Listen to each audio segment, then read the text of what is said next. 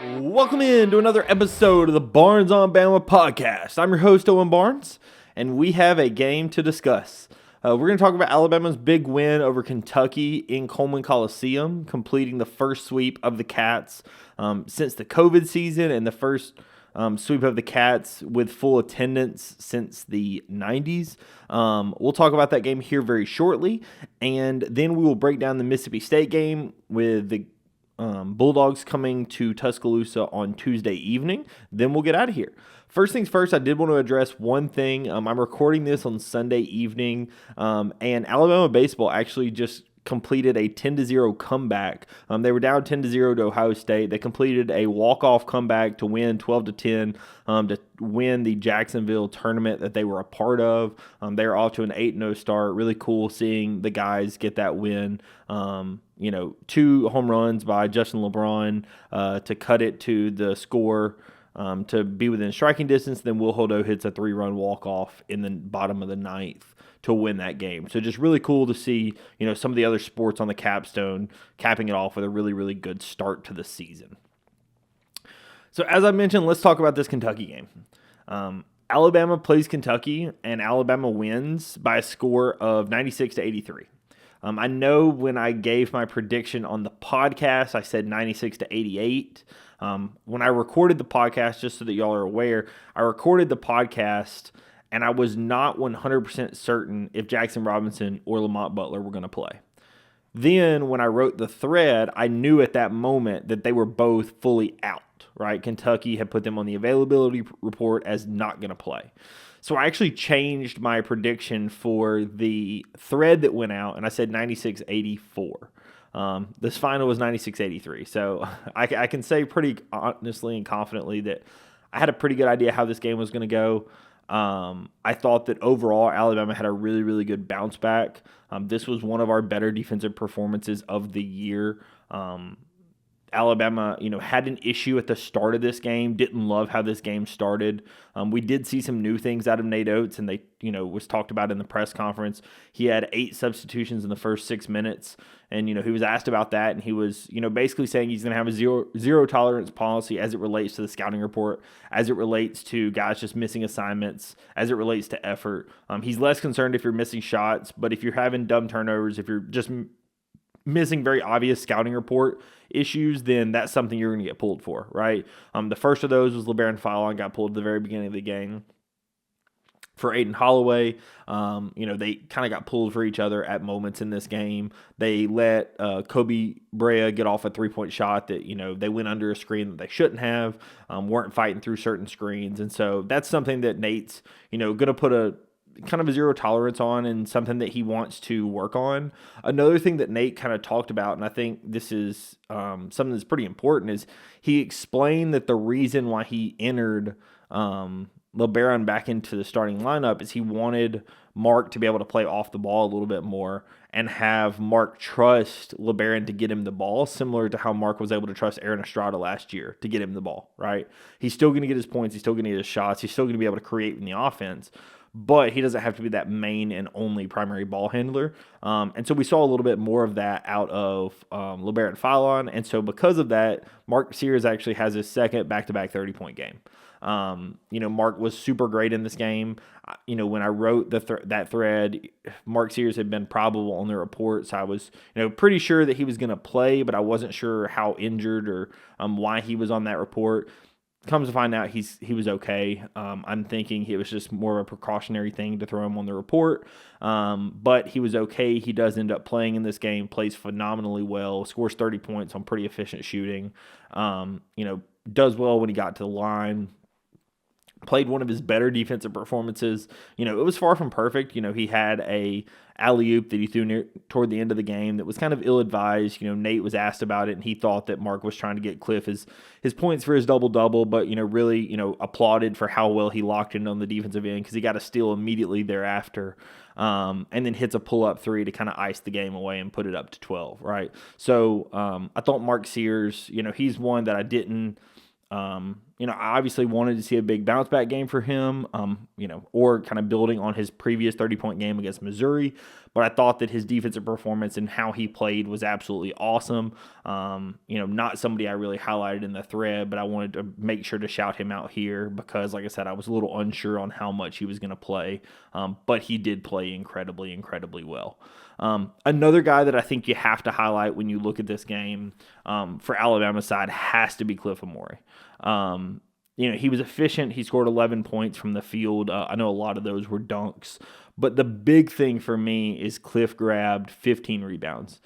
And at his size and at his physicality, that's something that we're going to need out of him moving forward, right? You're going to need somebody that can grab 3 offensive rebounds. You need somebody that can grab all those defensive rebounds. He has the length, the athleticism, the physicality to be able to go up with these guys. That's what you're going to need out of Cliff. That kind of thing is awesome when you can see it out of a guy like Cliff. It really helps the team. Obviously, he's not as quick, moving in transition, but just being able to seal off a possession, get a putback. I know one of them was a putback dunk that he got an offensive rebound, was able to get the dunk putback. Stuff like that is something that really helps this offense flow, especially on that offensive end. And when you get 15 rebounds out of a guy like Cliff, caused him to win the hard hat. He was fighting, doing everything he could to get those rebounds. And I thought that was just probably one of his better games that he's played for us this season. Super efficient, awesome double-double, really proud of how he played in this game. Some other guys that I think that just need to be highlighted, Aden Holloway, I talked about him. I thought that this game would fit his skill set pretty well just due to how fast he plays. And I thought that with the guard issues that Kentucky is dealing with the injuries to Butler and Robinson, you were going to see a lot of playing time out of guys like Chandler and Perry and Noah. And I just honestly did not have faith that they were going to be able to stay in front of guys like Mark Sears and Aden Holloway. And I was accurate, right? Mark Sears and Aden Holloway at moments in this game were able to kind of get to their spots and do what they wanted to do. Perry and Noah and Chandler just are not fast enough to stay in front of guys like this. And when they're thrust into the starting lineup and don't have the time under their belt that a guy like Butler or Robinson does, it's a tough position to put them in. No shame on them. It's a freshman put in a spot that they were not expected to be in at the beginning of the season. And unfortunately, due to injuries, they were in that spot. I thought that Aden played a really good game.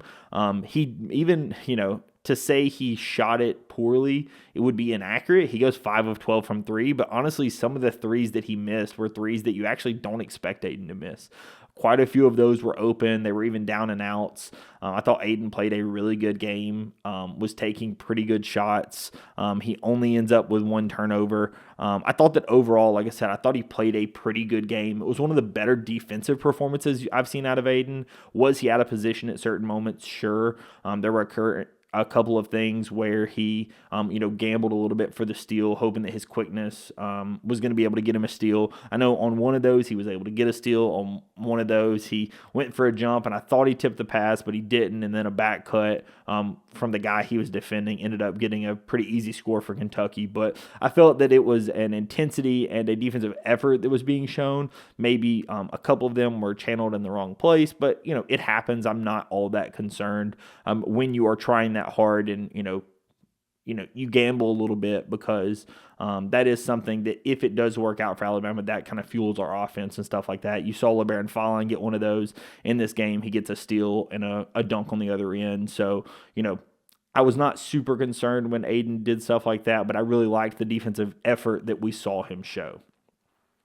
A couple other guys that I thought that played really well. I thought Mo played really well. Not his craziest game from a rebounding or scoring perspective, but I thought that in general he did play pretty well. I'm curious to see how Mo ends up going forward. Obviously, the Mississippi State game, which we'll talk about here in a few minutes, was one of his best games that he's played for Alabama. I think he had 9 rebounds, and it was one of his better scoring games as well. But he is dealing with a little bit of a thumb issue. I'm not sure how much it's affecting him. I know in the Auburn game he had his thumb taped up. In this game, he didn't start with his thumb being taped, but then as some of y'all may know, I kind of sit towards behind the bench, and Clark was taping up his thumb, that same left thumb that he was having issues with previously. So I'm not sure if that's impacting him. I know Nate had talked about giving some guys some rest, not going as hard. I'm hoping that may be able to help the guys recover. because I think multiple guys at this point are dealing with injuries, similar to a guy like Grant Nelson. Grant didn't have his best performance ever in this game. A lot of people have talked about him kind of going away. He was in foul trouble for a lot of this game. But he also, it seemed like he was dealing with a little bit of back issues as well. He had a heating pad on his back a lot of the time that he was sitting on the bench, also a knee brace on. So again, not sure how much that's affecting him. It seemed like when he was playing, he was moving okay. There was one layup that usually you would see Grant dunk, and he ended up just laying it in. It didn't seem like he had quite the hops that he has in some other games. So I'm not sure if that's limiting him to what level, but when he was in for certain moments, he was playing pretty well, especially toward the end of the game. I think that he was being aggressive enough to be able to put the fifth foul on a guy like Oweh or a guy like Chandler. Alabama being able to hold Oweh, for example, to the scoring that they held him to in this game. I know Kentucky fans are going to look at it as, oh, he fouled out. Sure. He also played 22 minutes and shot 1 of 9 from the field, right? 1 of 9 from the field is poor shooting, no matter if you're getting called for fouls or not, right? So there is a situation where Alabama being able to hold the better scorer from Kentucky that actually made us pay a lot in that first game, I thought was really big, right? It was somebody that was able to create a lot of havoc in game one, and the fact that Alabama was able to limit what impact he was able to have on this game was big, because he was somebody that in Rupp Arena I thought was having a lot of success. And like I said, Alabama holding him to 1 of 9 from 3, 1 of 9 from the field is something that you really, really like to see. Nate talked about, their game plan was to leave Carr open. I didn't particularly love that idea as a game plan. I talked about in this game that I was a little concerned, because oftentimes when you see a guy that fouls out or is in a lot of foul trouble in game one, that you kind of forget about him in game two. It didn't sound like that was what happened. It sounded like it was more of a game plan thing. But, I often worry about that, because it seems like in game two, a lot of times you'll see that person have a much larger impact. And I thought that Carr would be able to have an impact. And because, we had left him open and he hit his shots, Carr was able to have a pretty large impact, especially in the beginning part of this game. He had 17 points. I mean, he honestly played a pretty good game. And I thought that he was able to impact this game, obviously, a lot more than he did in that first one. The other guy, obviously, Kobe Brea, we talked about how good of a shooter he is. He shot to his average at 4 of 10. In a perfect world, we don't let him get off that many shots. That's something that Nate talked about. He wants to see how they were able to get off some of those shots. But this is a situation where, limiting somebody that has that ability is something that's going to have to be a key moving forward. And that's another one of those locking into the scouting report things. I know at least one of the threes that Brea had, the three that Colin Chandler had, were threes that Alabama went under screens, and instead of trying to fight and go over them, right? Trying to fight and stay close. And that's something where clearly it was not in the scouting report. I know, I think Hunter Johnson said something about, not Hunter, I'm sorry, Michael Harper said something in our Discord about, Jaron going under the screen on the Colin Chandler one at the end. And I made a comment because Nate was yelling at him immediately thereafter, and it looked like before that possession, he had even told him, like, hey, you got 5, you've got 5, stay on him. And then he didn't, right? Jaron went in the way he shouldn't have, gave up the shot. Chandler hits the shot to his credit, right? So those are the situations where I think Alabama just has to be a little bit more locked into what the scouting report says, who the shooters are, how you're supposed to defend each guy, because the way we were defending Carr was not the same way you should defend Travis Perry. It's not the same way you should defend Kobe Brea. And I think that Alabama at times gets a little lackadaisical, and that's something that Nate's trying to put up much more of an emphasis on. The last thing that I'm going to talk about, and I just want to mention it because I personally thought that it was funny, and I even asked some Kentucky fans leaving the stadium about it, and they did not find any issue with it. But the Alabama student section was chanting USA at Amari Williams when he was at the free throw line. And some of the Kentucky beat reporters with KSR seemed pretty upset by this, that, thought that it was childish, chanting USA at somebody just because he was from the UK, especially since Alabama has a guy that plays or is from Nigeria. I asked the Kentucky fans after the game, like I said, we were walking back to our cars from the arena, and I was like, hey, I saw this on Twitter. People were mad about it. I just curious, like, you're a Kentucky fan. Tell me what you think. And the guy and his wife were basically like, hey, if he hits his free throws, they probably stop saying that. Now, Amari Williams goes 7 of 10 from the line, so he did not have a super poor shooting night by any stretch of the imagination. But it is a true statement that when the students started doing it, he did miss 2 early free throws. And so in his mind, he was like, hey, like, I thought that it's, not nearly the worst thing you've ever heard a student section chant.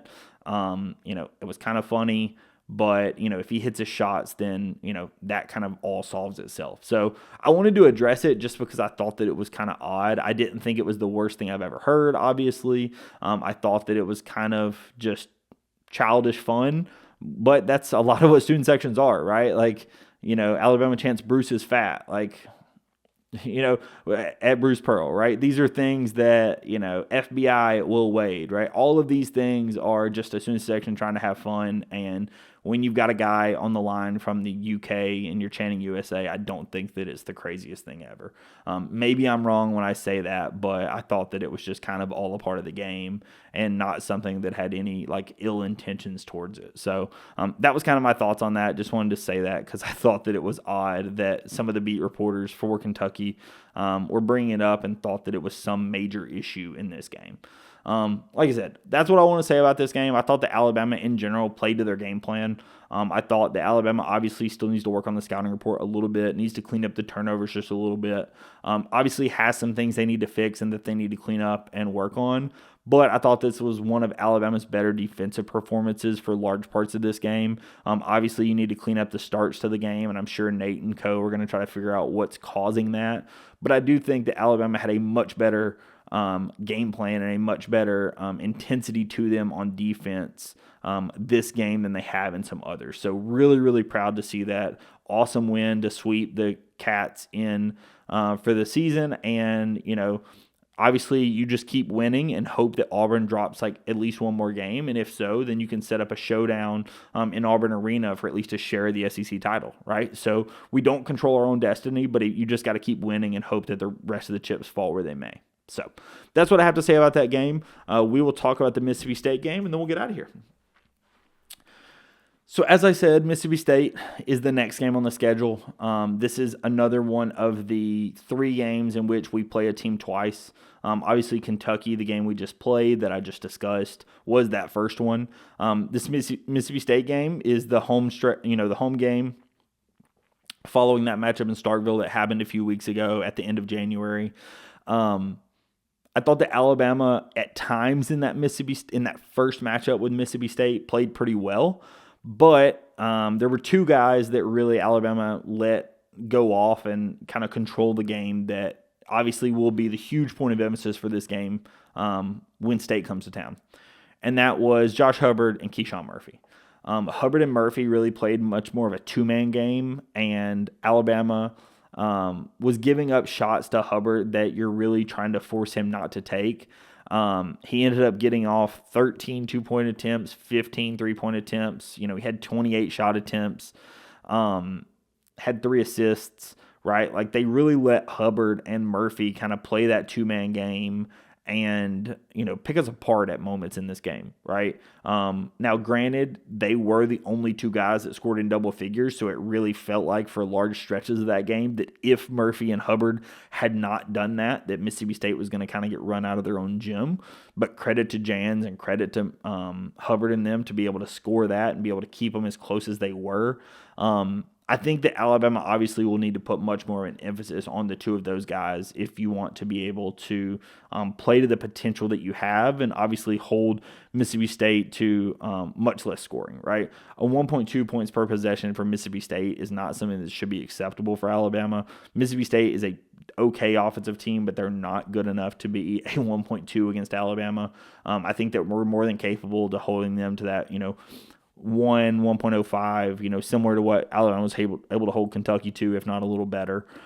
Just because they don't have, they have some shooters better than they have had in years past with guys like Riley Kugel Melendez has been hitting some shots. Harris can hit shots. They do have some better shooters than they've had in years past, but this still is not the craziest of all time Mississippi State offense. I know right now, if we look at their KenPom page, they are 25th in offensive efficiency, but a lot of that is, comes from inside the arc because they are 287th in three-point percentage. The only guy they currently have on their team shooting over 36%, they have two guys shooting over 36%, and Josh Hubbard and Claudell Harris, with Riley Kugel shooting at 32%, right? So this is a situation where Alabama, gave up 32% from three, but gave up 40% from three from a guy like Josh Hubbard. And I just don't think that's something that Alabama should be giving up. Obviously, a lot is said about how Alabama has given up some career highs to multiple guys. I think that the team and the defense as a whole is going to, kind of understand that that's something they can't do. This is one of the guys that they gave up those points to in the first game in a way to kind of right the wrong, so to speak. Even though you won that first game, you got embarrassed on the defensive end, quite frankly. And giving up 38 points should never be acceptable. And I think it's something that the guys are going to take pride in what they can do to stop him from scoring at that level that he did in the first one. On the Alabama side of the fence, on the other hand, I think this is a game where a guy like Jaron Stevenson did not play super well in the first game. But I think he's coming off of much better performances. I think he gives you a defensive option potentially that you could even put on Hubbard that could potentially cause him some issues just because you have the extra length of a guy like Jaron Stevenson or a guy like Muhammad Diabate. Or even like a guy like Chris Youngblood, more physical or a longer body on him to potentially cause him some issues. I think Jaron Stevenson should be able to have a pretty good game in this one. Chris Youngblood had an elite game. He goes 7 of 10 from 3 in that first matchup. That was kind of, in my opinion, still probably one of Chris Youngblood's best performances in an Alabama uniform. I think he's more than capable of having that type of performance again in this one. A guy that I would also expect to have a really big bounce back is a guy like Mark Sears.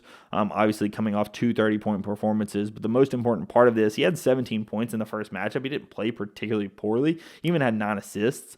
But the big thing is he had 7 turnovers in that first game.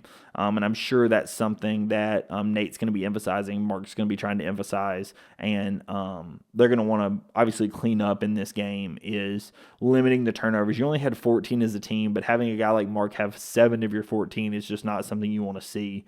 Obviously, he handles the ball a good bit. This was a game that LeBaron Fallon, if I remember correctly, was still slightly injured. So obviously, this will be one of the games that he's entering into that starting lineup again. I would expect the same starting lineup with Mark, LeBaron, Chris, Grant, and Cliff.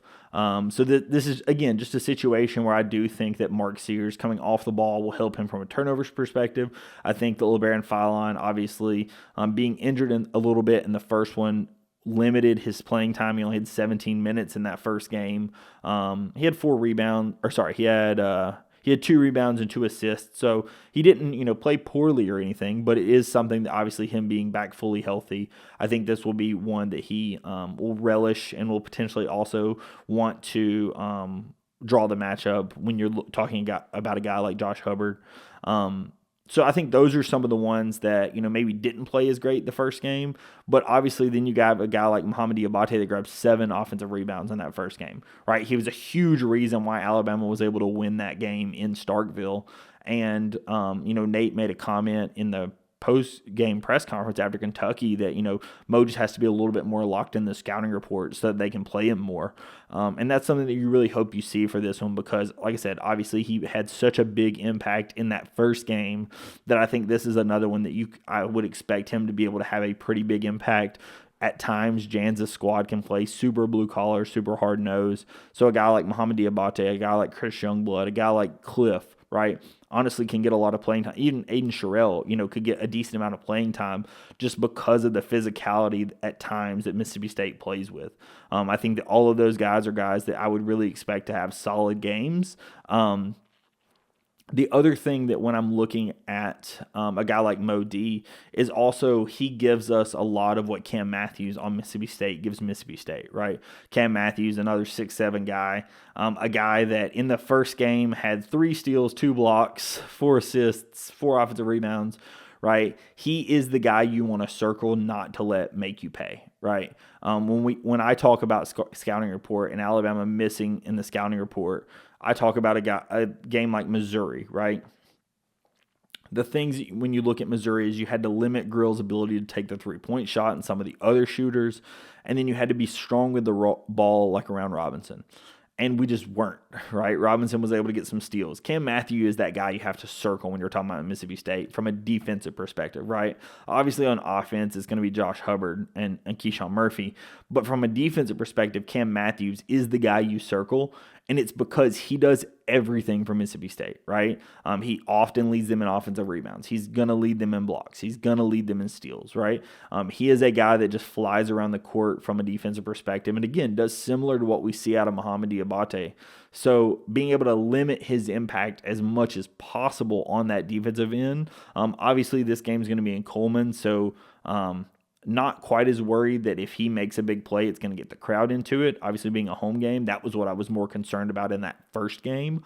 But he's still somebody that can even deflate the crowd, right? A block or a steal can take the crowd out of the game when you're talking about a home environment. So he's somebody that you kind of have to circle on the scouting report and circle anytime he's out there because he can make plays all over the floor. There's only 2 guys that played over 30 minutes in the first game, and it was Josh Hubbard that scored 38. And Cam Matthews that makes all of those plays, right? So he is a huge reason why they are the type of team that they are.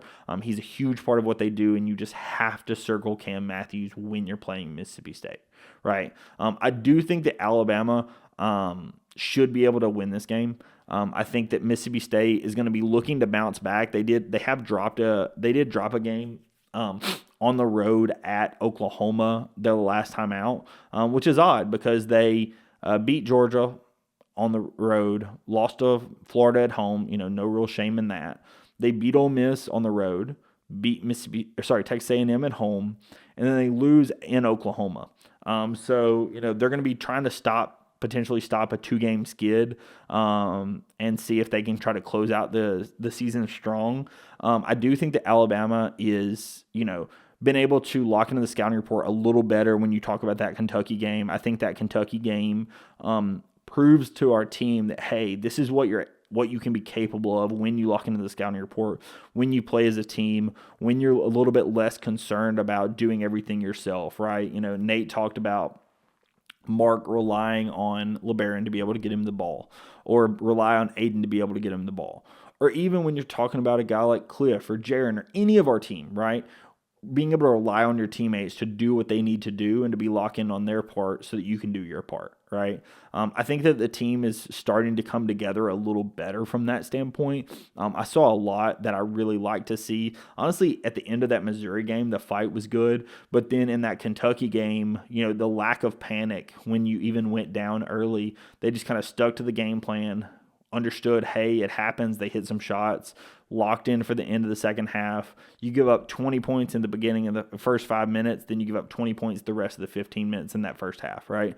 This is something that I think Alabama will not let, even if Hubbard hits some tough shots, because I expect he will, right? Hubbard is that type of guy that he can hit tough shots. But even if Josh Hubbard hits a couple of tough shots, I don't think Alabama's going to let it rattle them. And because of that, I think Alabama wins this game. And honestly, I think Alabama kind of wins this game going away. I know in the first game, this was one of the lower possession games that Alabama had. Mississippi State was able to hold it to like 70 possessions. I think a lot of that, honestly, was due to the fact that Alabama had a lot of turnovers. Those 14 turnovers and stuff was a problem. And it was a situation where, Josh Hubbard was milking the clock and then was hitting something big toward the end. I think Alabama's probably going to have this game closer to like 71, 72 possessions.